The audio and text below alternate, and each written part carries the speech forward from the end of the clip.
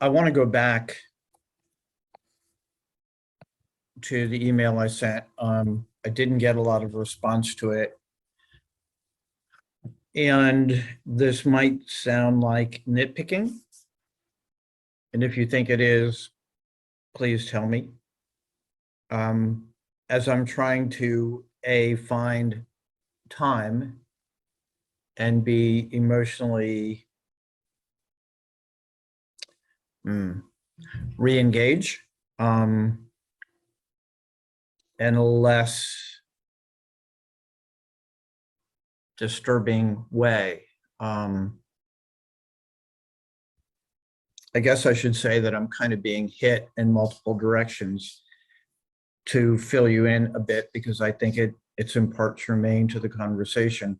10 years ago, we started doing workshops on photography.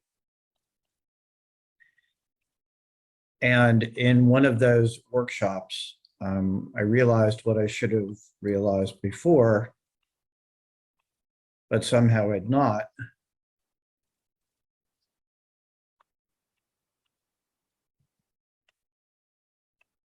Was that Heidegger was everywhere.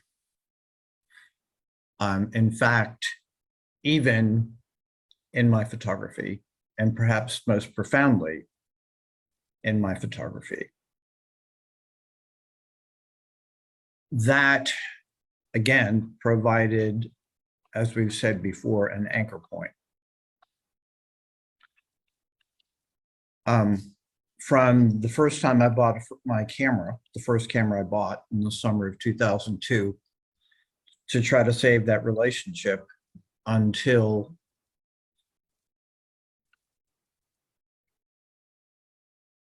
actually, it wasn't 2018, it was 2019.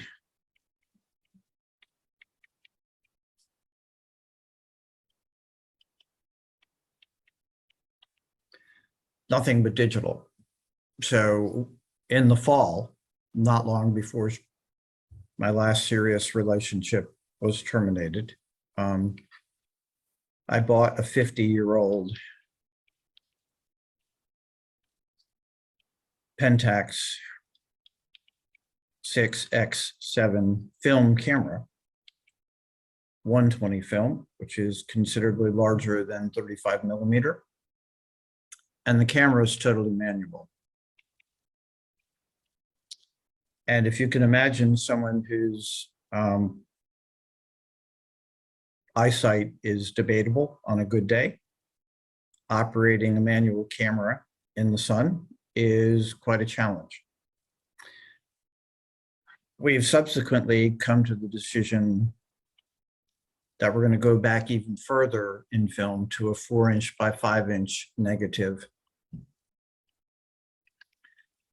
And when I was having coffee with a close friend of mine 2 days ago in the afternoon, I came to the conclusion that in the same way that I found myself philosophically off in the woods, that same disengaging is also occurring in my photography. So there's a growing sense of alienation and loss as I'm going through the process. However, this is not a finished image, but it'll give you a sense of what I'm up to.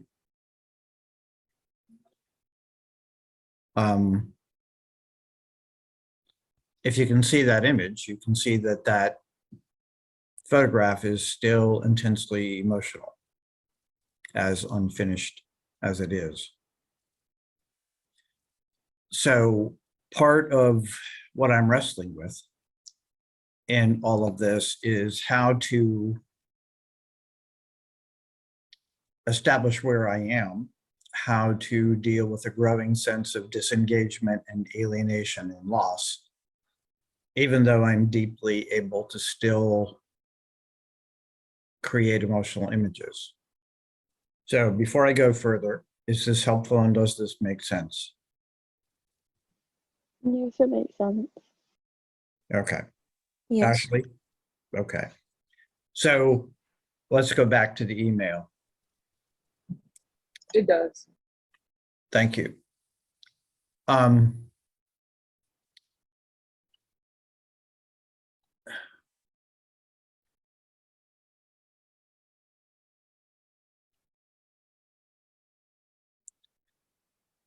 The more that I go through whatever it is I'm going through, the more unsettling and troubling that translation of Dasein becomes.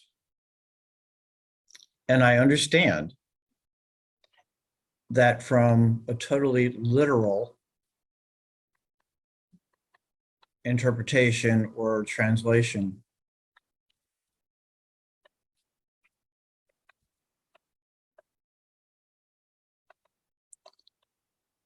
it is correct.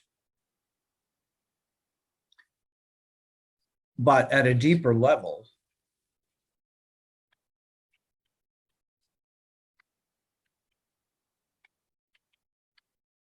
it is not. Since we last talked, I keep finding myself coming back to the concept of there. And you may remember in earlier essays, we talked about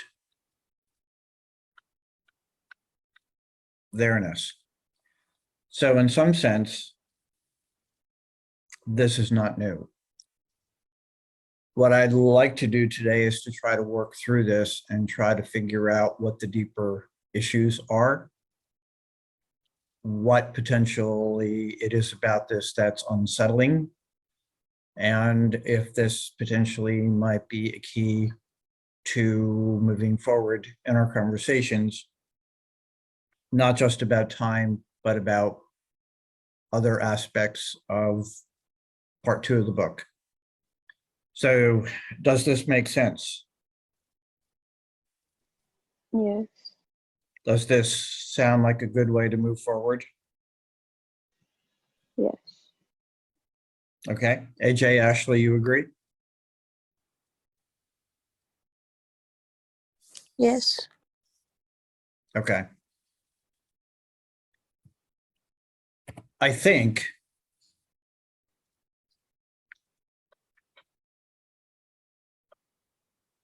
obviously the choice of the word Dasein is deliberate by Heidegger. And it's a word which effectively he invented. To me, this implies that it is possible to be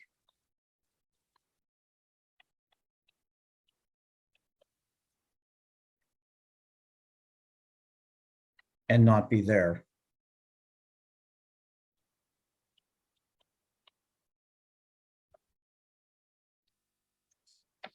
So if we think about the concept of the herd, das Man,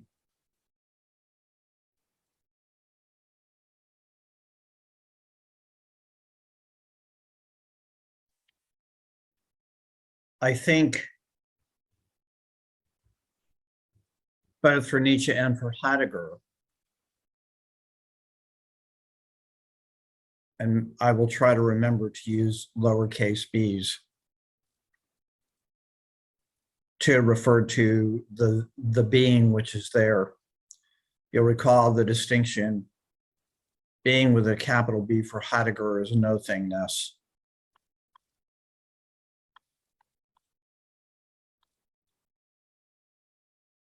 This is, in effect, human being. This being, this Sein with a lowercase s, is essentially not there. In later existentialism, there is a distinction between living and existing. Remember our discussion last week?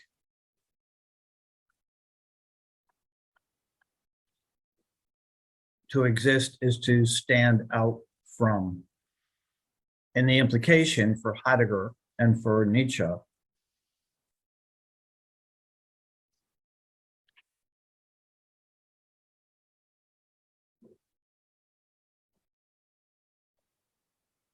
so sometimes when my students ask me how I am, my response irreverently is to say that all systems are online and functioning according to specification.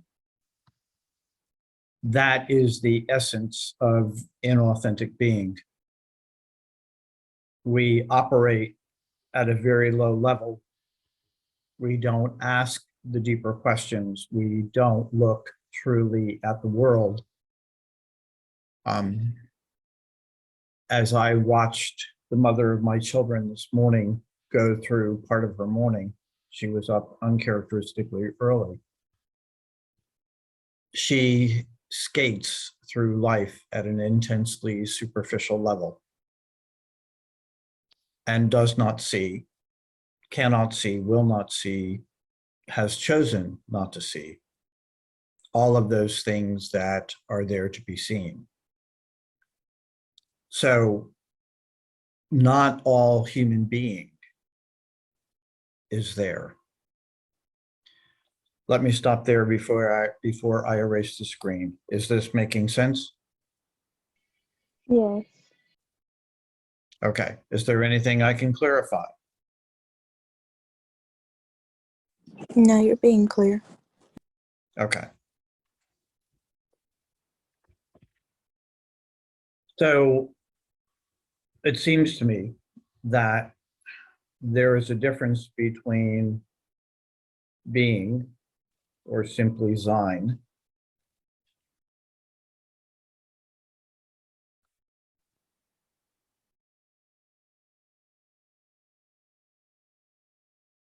and being there.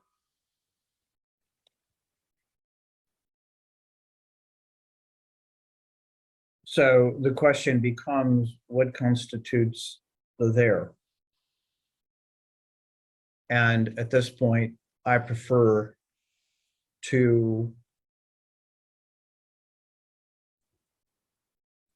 translate this as the being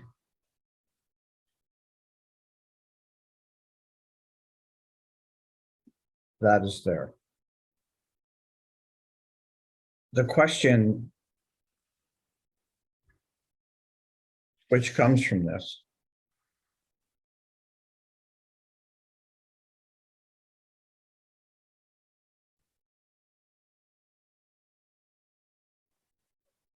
is, where is there? What do we mean by there? What does there point to? What does there tell us about the nature of Dasein? And here, I think we begin to get closer to what we've talked about in prior conversations, which is to say that the there-ness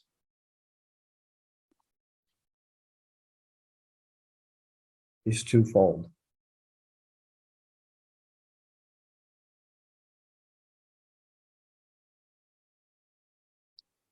And both are characterized by something we haven't talked about before, and we will momentarily, betweenness.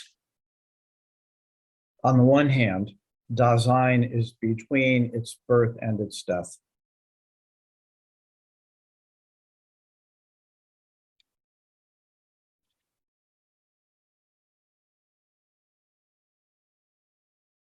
On the other hand, it is between earth and sky.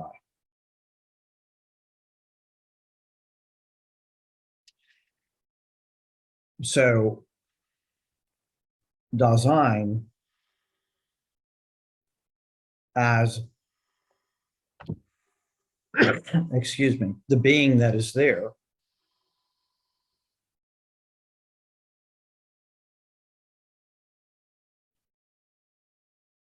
is really the same thing as saying the being that is there between.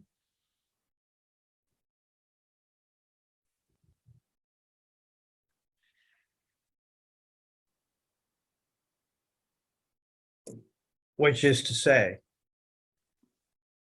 that Dasein, however it is there, is always between. It is never an isolated place, but always an existence that is marked by Dasein's relationship, not only to birth and to death, but also to earth and to sky. I want to argue, and we can talk about this momentarily, that this there between is inherently a measuring. Better even, a gauging of the distance.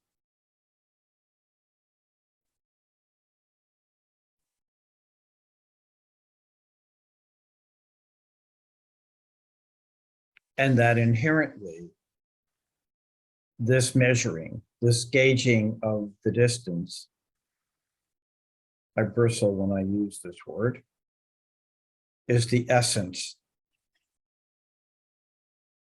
of being there between.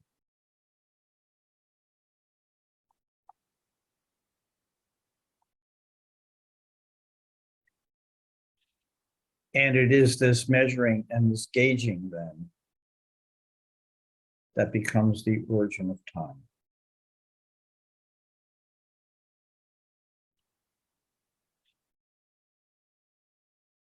Another word I bristle to use, origin. So I'm going to stop there for the moment. What are your thoughts?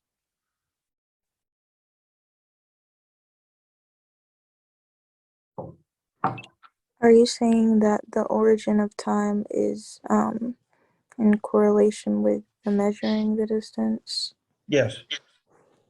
Okay.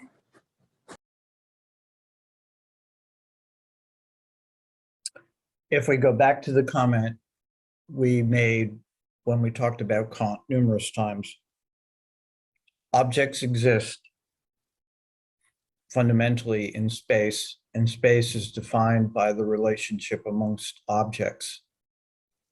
That relationship is inherently arbitrary until and unless those objects are related to me. Time is the binding of the world to me. Time, outside of the arbitrary linear time symbolically embedded in things like watches and clocks, does not exist except at the point where I take the measure, I gauge the distance. And to do that, I fundamentally have to, as Heidegger said, stand open and stand in. So taken more deeply, we've implied this in previous conversations. This measuring or gauging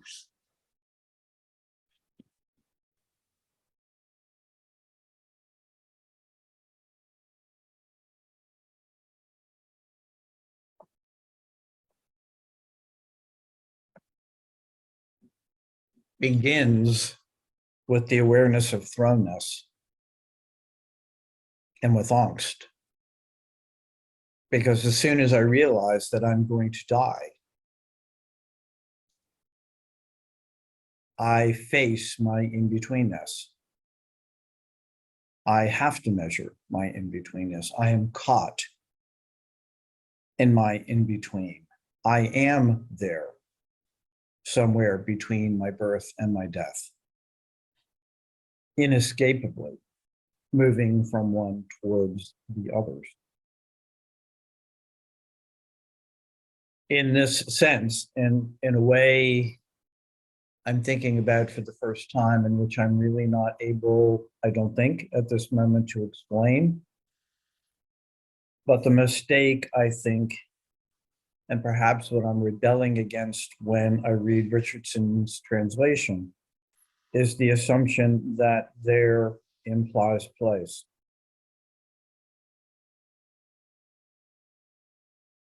And to an extent, it does. But there is itself time.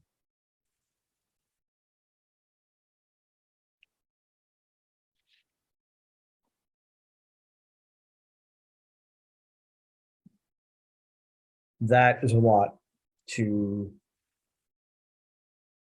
leave you to think about, never having talked about it before. So, do you have questions? Are there things about this that I can clarify? Is this in any way making sense? It makes sense, but I guess I just wanted you to bring back in design one more time in this current topic. If you could just work that back in there, because I think I lost you when you spoke about it earlier. Okay. Increasingly, to summarize what we've just said, I've been having a problem with Richardson's translation of Dasein. The literal translation is correct. Da means there. Sein means being.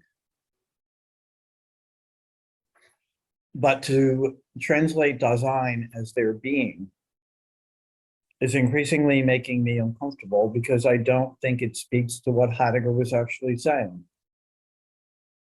And I think the depth of the word Dasein is lost if you simply translate it as their being.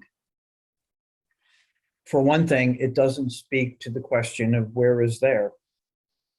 And I think the concept of there, the more that I think about it, the more that I work on it, the more that I struggle to understand the concept of there, is far more complex. And I think that to translate Dasein as the being that is there is the beginning of getting to what Heidegger was really talking about.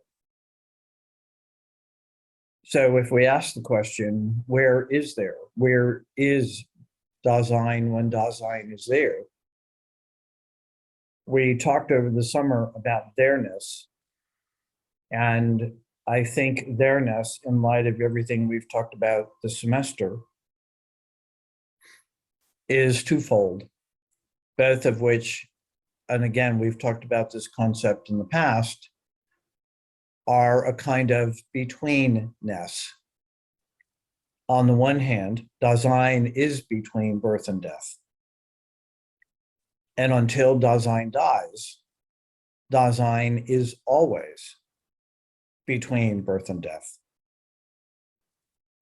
But it also seems that in the very act of situating, measuring, gauging the distance between birth and death, I fundamentally open myself to the earth and to the sky. So remember that Heidegger talks about Dasein as standing open and standing in.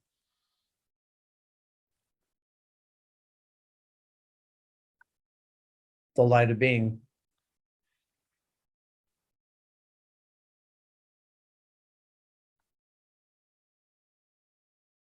The light of nothingness. And Heidegger argued that the light of the world is in fact being.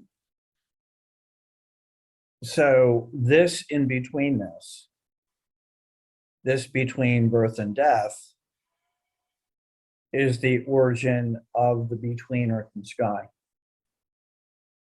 Because there is no measuring, there is no situating or gauging in relationship to one's birth and death without at the same time seeing earth and sky.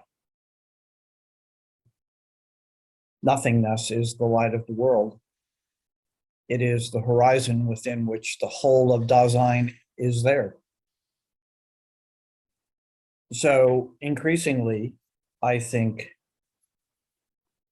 the only appropriate way to translate Dasein is to move beyond Richardson and to focus on Dasein as the being that is there. And between, or in between, or betweenness, however we wish to refer to it, is an inescapable part of being there. I think that one of the issues that we face in dealing with Heidegger is not just the translation of complex German into English, but the association of there with place. And I'm not sure that when Heidegger refers to there, the spatial connotation is appropriate. And I'm saying that because I do not know that I am there. Dasein cannot experience itself as there until it gauges or measures the distance between birth and death, and ultimately between earth and sky. And that, I want to argue, again, for lack of better words in English, is rooted in or a function of the concept of thrownness and angst. Until I confront my mortality, I am not there. There is no there-ness apart from that. There is no in-between. And effectively, there is no time apart from the stereotypic clock and watch. And to me here, the reference back to Kant is both profound and deep. I am time. There is no time without me. And my there-ness, my being in between, is the beginning of time. Time is the measuring, the gauging, the emotional laying out the world around a there. Let me stop there. Does that help, AJ? It does a little. Okay. I'll probably go back and watch it again just because I'm driving as well. Mhm. So I'm a little double-minded right now, but I do appreciate the reiteration. Okay. Well, again, this will be a video placed on the Facebook channel. And I'm hoping that both Trinity and Ashley Jackson will be able to watch it before the next time. So, Ashley and Deanna, what are your thoughts so far? I like that second explanation as well. I thought you went a lot more in depth with why you chose to move away from the Richardson version of Dasein. Okay, is this helping to articulate what we've been trying to get at the last few weeks? Yes. Yes, it does. Okay, are there any questions that you can think of at this point before we go further? So just to clarify, really, so when you say that Dasein is now a there between this, in between this, however we're gonna call it, that essentially that is a new measuring, but different from the betweenness of earth and sky and birth and death, correct? Yes. Mm-hmm. And that's a point that we made a few weeks back. Let's see if this will make sense. Just because I exist now, it does not mean I will exist in the next moment until and unless I measure again. And if you think about those moments in life where the pain becomes so exhausting that you disconnect from the world, in the terms that we're using here, you have fundamentally stopped measuring. Time has ended, or at least your perception. Here, again, I'm going to struggle with words. I neither want this to be too dualistic, nor do I want it to be too fatalistic. But it would seem that there is a fundamental difference between our awareness of thrownness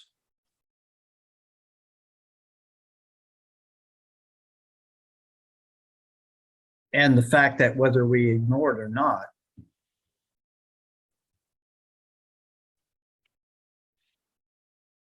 thrownness is inescapable. It does not end. It does not stop. I can ignore it. And if we think about Nietzsche, Heidegger, and Camus, this is the essence of a herd. It ignores or passes over thrownness as though it did not exist. I was talking to someone the other day, and again, the reference was to someone having passed. No, they haven't passed. They died. So thrownness is a fundamental part of Dasein. It is a fundamental part of being. But I can be in the lowercase sense and not deal with being thrown. I can ignore it, which is what the herd does. So I'll continue to pretend my life will never end and flowers will never bend with the rainfall.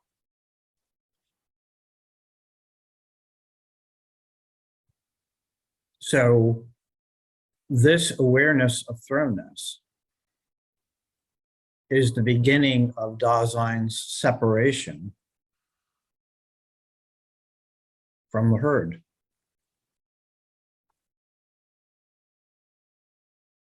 It is not an accident that Nietzsche's Zarathustra exists outside the herd.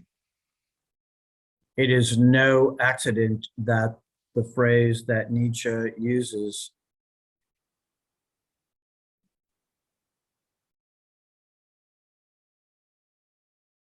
to describe Zarathustra is Übermensch.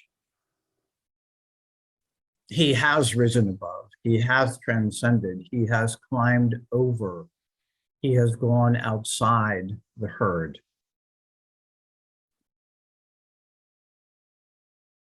And here I want to add a thought that I'm not sure has a place within Heidegger at all. And again, as I think through this, I invite you to continue to ask for clarity. I think that by its very essence, to be aware of one's mortality is an act of separation.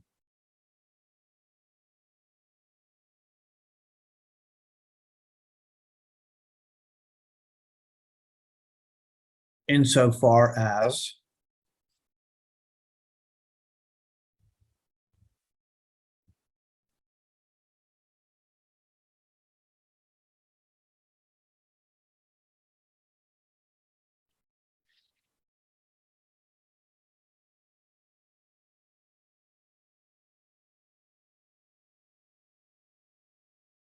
so again, like Zarathustra, for Nietzsche in the act of being aware of my thrownness in the confrontation with my angst. I realize that I die alone, and I am dying alone now. I am alone in my dying.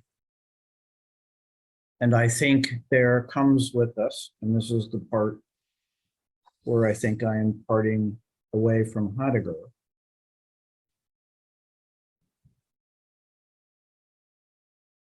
that when Dasein is there, there is a deep and profound longing.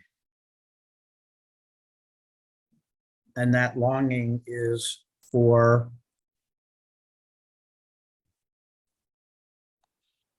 an end to the separation. And though I haven't realized it before, this is the essence of love. We have described it in the past as being alone together, as taking someone else's death as your own. And because of the nature of this longing, and because of the nature of the impossibility of my taking your death, of my dying for you,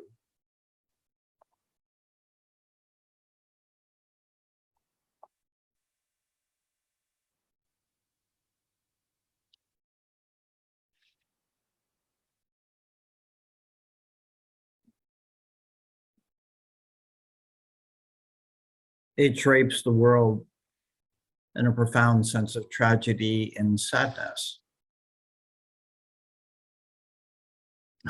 which is probably why I'm goth. But there is no being there until and unless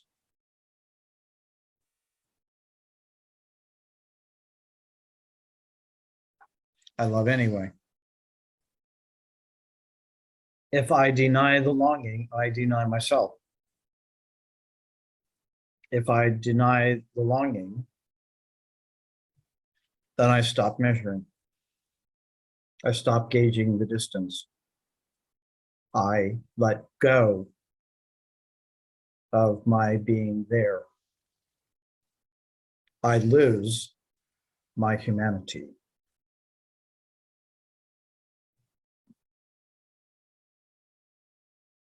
Thoughts, reactions? All right, we have a hand raised.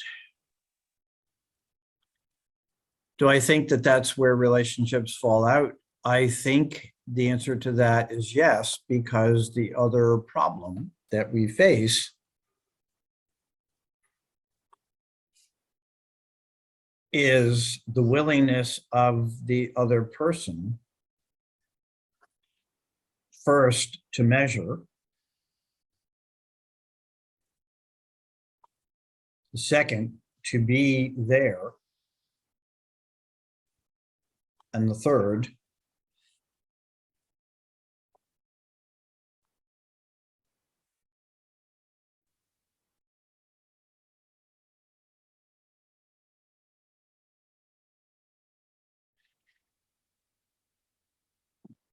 the reciprocity. I suppose it's been on my mind a lot because I began to notice in my last serious relationship at this point in the year that something was wrong. And I remember one day we were together in her apartment talking, and she got very serious, and I asked her what was wrong. And she said, "I'm afraid that one day you will understand." And I said, "I don't know what you're talking about." And she said, "I don't know why you love me." And I said, "Because you're you." When I look back at that relationship, I should have perhaps realized that whatever it was in her, it was keeping her from feeling adequate enough to take my death as her own. And part of the problem then is that if we think of the measuring as becoming out of sync, as that taking of a death as your own, that is not your death. It takes a certain courage, a certain rebellion to sustain that love when you know that it can end only in death. And I think that that can be profoundly difficult. Or if you remember the lyrics to Dangling Conversation, a story I told you a few weeks ago. I'm sitting at dinner with the mother of my children, and she's talking to me, and I'm apparently disconnected. I was. And she finally said, "I'm talking to you, where are you?" Or something to that effect. And my comment back to her was, "I'm somewhere in the late 19th century. I'm thinking about Kant and the problem of metaphysics, and I'm trying to figure out how Heidegger rooted himself in Kant." And she looked at me with a kind of, "What the fuck?" And she just said, "Oh." And that sense of complete disconnection, or having been with her since we were 13, a couple of months ago, we were at my son's and I ate something I apparently didn't like 20 years ago. And her comment was, "You can't eat that." And I said, "Why can't I eat that?" And she said, "Because 20 years ago, you didn't like that." And her inability to engage me, and my use of the word "where" right now is deliberate, where I am, means that ultimately she can't take my death as her own.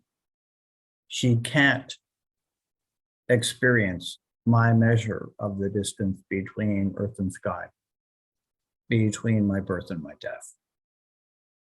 She can't live with the intensity or with the idea that the only way to live in the world in which all that is human dies is to love unto death. So as I work through the implications of this with you, I think one of the questions that has to be asked is how real the possibility of being loved is. Or do we end up like the savage at the end of Brave New World? We quote the person we love, Shakespeare, and she responds with the words of a then popular song, "Hug me till you drug me honey." In which case, that sense of futility that I've talked about, that sense of tragedy, becomes incredibly profound.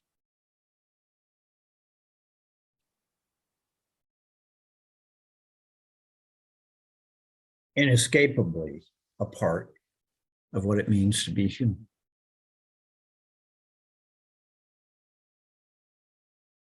That's a long answer to your question. Thoughts, comments so far?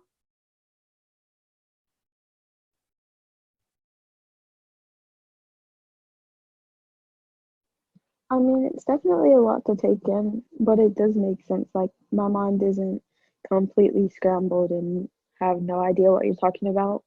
But I do think the new concepts that you brought up, it'll take a little bit of time to get used to. Mm-hmm.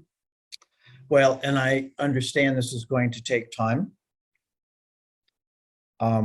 Usually before we meet, I have a pretty clear idea of what I want to say. But you're experiencing, unfortunately, the mind of Falcon in real time. I've been sitting with this now for a couple of weeks. I have been profoundly unsettled.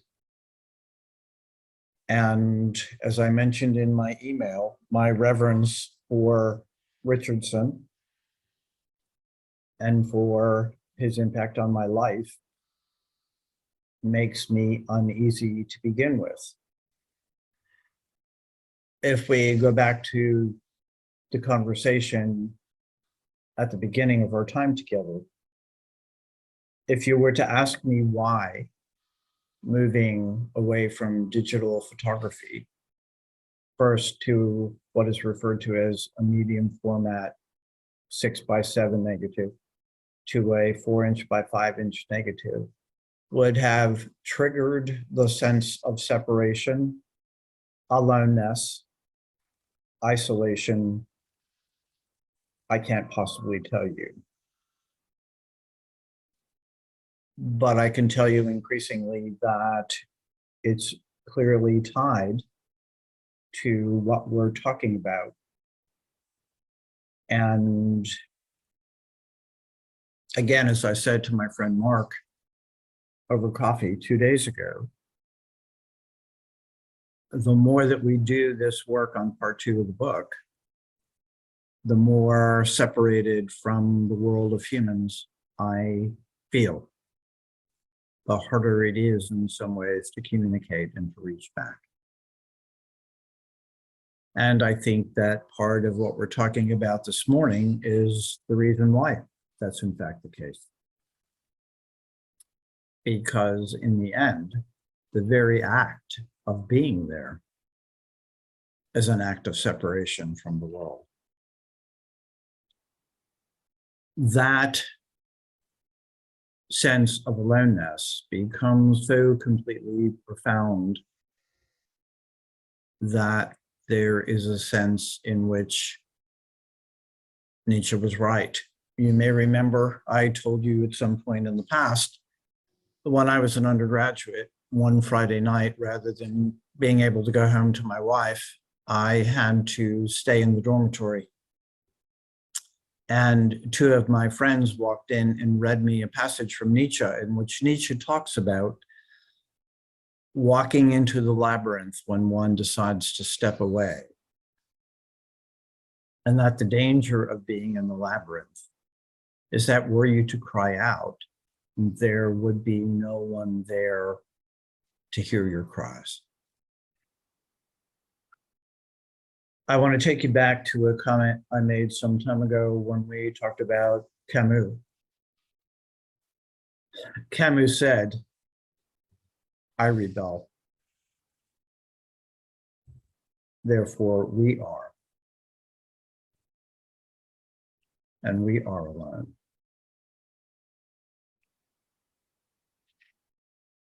I have been saying for years, though I am only now, I think, beginning to understand why I said it, that this statement, however true it might be, misses the deeper truth. And the deeper truth is that I rebel. Therefore, I am. I am alone.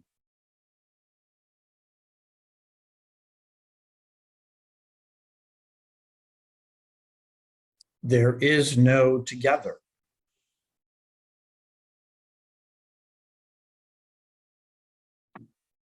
Without the realization that even when I am together, I am alone.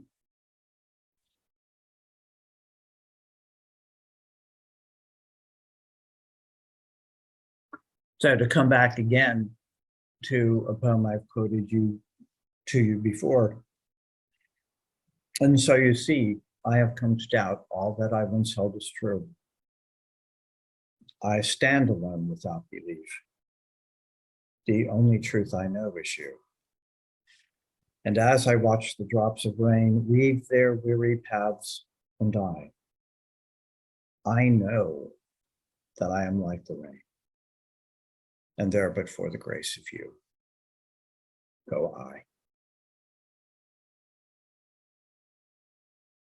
What specifically the word together means here is yet to be determined. I also think that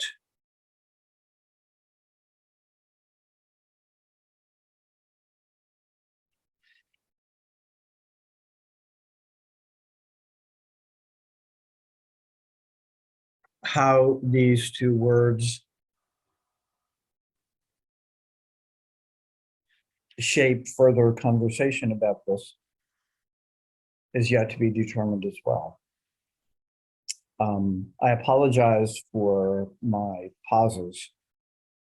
I am wrestling with staying focused.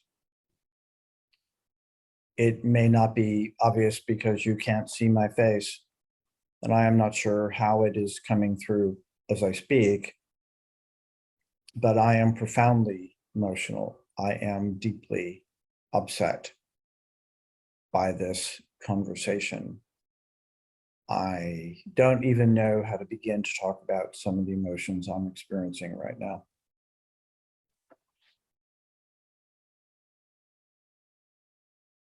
And I'm sure that part of what I'm experiencing is the realization that all of this has been before my eyes forever. And yet I have somehow not seen it. Nor do I yet understand the implications of what this means. So for being less articulate than I typically am, and for being so emotional, I do in fact apologize. I think we are finally near the point where we can begin to move forward, to build, and to work on part 2.